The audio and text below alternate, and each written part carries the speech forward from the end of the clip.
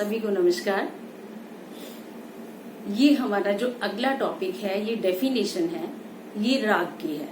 क्योंकि हम आगे क्लासिकल की तरफ बढ़ेंगे, जब हम राग प्रैक्टिकली करेंगे तो उससे पहले हमें राग के बारे में जानना बहुत जरूरी है कि राग है क्या। राग रंज धातु से लिया गया है, जिसका मतलब है कि खुश करना। खुश कैसे होंगे? जब उसको अच्छा गाया जाएगा। वो अच्छा कैसे गाया जाएगा? तो इसकी डेफिनेशन क्या कहेंगे?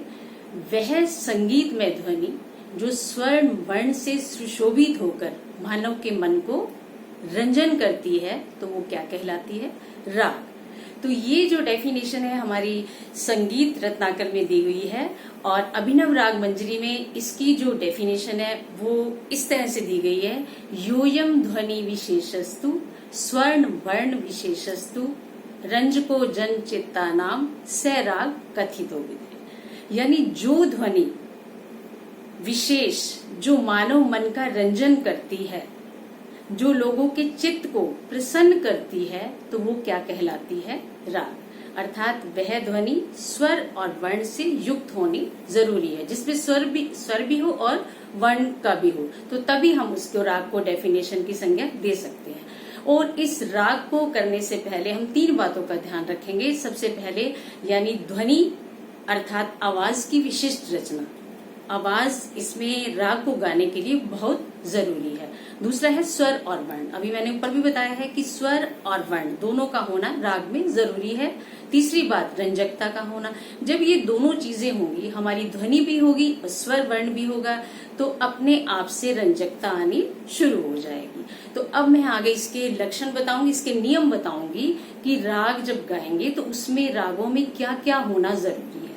तो पहला नियम हमारा ये है कि कोई भी राग मिनिमम 5 स्वरों का और मैक्सिमम 7 स्वरों का होना जरूरी है। ये आपने जाति में भी पढ़ा था कि हम उसकी जाति कैसे निर्धारित कर पाएंगे, जब हमें ये पता होगा कि इस राग में 5 स्वर हैं, इसमें 7 हैं, तो डिफ्रेंशिएट कैसे करेंगे जाति का? इन स्वरों से करेंगे। इसलिए हर एक राग में मिनिमम 5 स्वर होने और मैक्सिमम 7 स्वरों का होना जरूरी है। और दूसरा, किसी न किसी थाट से उत्पन्न हुआ होता है राग। कि थाट से उत्पन्न होना, हाँ, पहले मैंने 10 थाटों का मैंने आपको बताया कि 10 थाटों में से सभी रागों की उत्पत्ति होती है। तो ये 10 थाट है, तो थाट से उत्पन्न होना ये राग का जरूरी है। और तीसरा है कि राग में आरोह अवरोह होना जरूरी है। अगर खाली आरोह है तो हम उसकी जाति डिसाइड नहीं कर पाएंगे, अगर अवरोह है तो भी नहीं कर पाएंगे। इसलिए दोनों का होना, आरोह अवरोह दोनों का होना राग में जरूरी है। और इस बात का विशेष ध्यान रखें कि 7 स्वर कभी भी राग में, किसी भी राग में वर्जित नहीं होता, क्योंकि 7 स्वर हमारा आधार स्वर है, हमारा बेस स्वर है, जिसके आधार पर हम आगे राग को बढ़ाते हैं। इसलिए किसी भी राग में 7 स्वर को वर्जित नहीं किया जाता। और इसमें माँ और पा स्वर दोनों इकट्ठे कभी भी वर्जित नहीं होते। अगर माँ किसी राग में वर्जित है तो उसमें पा अवश्य होगा, अगर पा वर्जित है तो उसमें माँ का होना जरूरी है। इसमें स्वर और वर्ण का दोनों का होना जरूरी है। अगला है राग में रंजकता का होना जरूरी है। अगर राग में स्वर और वर्ण अच्छे से लगा होगा तो रंजकता अपने आप से आ जाती है। और अगला है कि इसमें परमेल प्रवेशक, जब हम एक राग से दूसरे राग में प्रवेश करते हैं, कई बार क्या होता है कि एक राग गा रहे हैं, गाते गाते कुछ दूसरे स्वर के, जो दूसरे राग के स्वर उसमें डाल जाते हैं, तो उसे हम क्या कहेंगे? ये परमेल प्रवेशक राग है।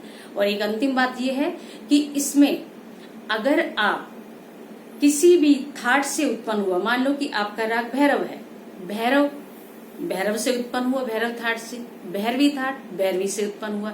जब हम सेम राग का थाट से उत्पन्न, राग का नाम भी वही है और थाट का भी वही है, तो उसे हम क्या कहेंगे? ये आश्रय राग, यानी उसको स्पोर्टर है, उसको स्पोर्ट करने वाला है, तो उसे हम क्या कहेंगे? ये हमारा आश्रय राग है। तो इन रागों को, इन नियमों को हम पढ़ के तभी हम आगे प्रैक्टिकल की ओर बढ़ना शुरू करेंगे। धन्यवाद।